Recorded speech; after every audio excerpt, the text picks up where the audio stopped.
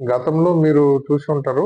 ఇక్కడ ఈ జిల్లాలో 15/7/2025న ఇక్కడ వీళ్ళిద్దరి మధ్యన అక్రమ సంబంధం ఉంది అని చెప్పేసి ఇప్పుడు డిసీజ్డ్ రామకృష్ణ సుబ్బారావు ఎవరైతే ఉన్నారో సుబ్బారావు వైఫ్ వీళ్ళిద్దరిని రెడ్ హ్యాండ్‌గా పట్టుకోవడము. అప్పట్లో మీకు జిల్లాలో మీరు ఒక పెద్ద న్యూస్ వచ్చింది కదా! వీళ్ళిద్దరిని ఏదో కట్టేసి, కొట్టి ఏదో చేశారు. అప్పుడు కేస్ రిజిస్టర్ చేశారు గతంలో. సో, అప్పటి నుంచి వీళ్ళిద్దరు అబ్‌స్కాండింగ్‌లో ఉన్నారు. వీడింకా మళ్ళా ఇంటికెళ్ళలేదు. సుబ్బారావు అనేటోడు ఫ్యామిలీని వదిలేసి ఇంక ఈమెతోనే ఉంటున్నట్టుగా సమాచారం. ఈమె గూడా ఇంకా అక్కడ వదిలేసి అప్పట్లో ఏదో అత్తిలి దగ్గర ఉండేవాళ్ళు. ఇప్పుడు అక్కడి నుంచి ఇక్కడ చేరినట్టుగా లాస్ట్ వాళ్ళ అమ్మాయి మాట్లాడినప్పుడు నేను చర్చికెళ్తున్నానని జెప్పేసి చెప్పింది ఈవిడ. మా అమ్మ చర్చికెళ్తుంది గదా! అని అనుకుంది. తీరా చూస్తే ఇక్కడ ఆమె బాడీ లాగా దొరికింది.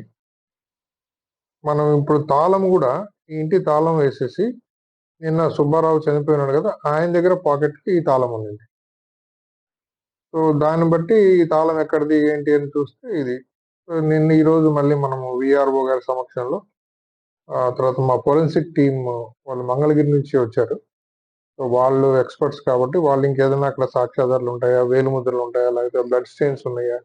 ఇంకా any other involvement of any other person ఏమైనా ఉందా?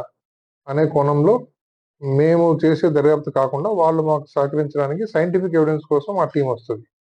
సో, వాళ్ళు వచ్చేదాకా మనం వెయిట్ చేసి అందరూ ఒక్కసారిగా వీఆర్‌ఓస్, టీము, ఇన్స్‌పెక్టర్ గారు అందరూ వెళ్లి చూసిన తర్వాత దాంట్లో మనకున్నటువంటి సైంటిఫిక్ ఎవిడెన్స్ అన్ని కలెక్ట్ చేసుకొని finger prints, John's finger prints అన్ని కలెక్ట్ చేసి ఇప్పుడు బాడీని మనం పోస్ట్‌మార్టంకి పంపిస్తున్నాం.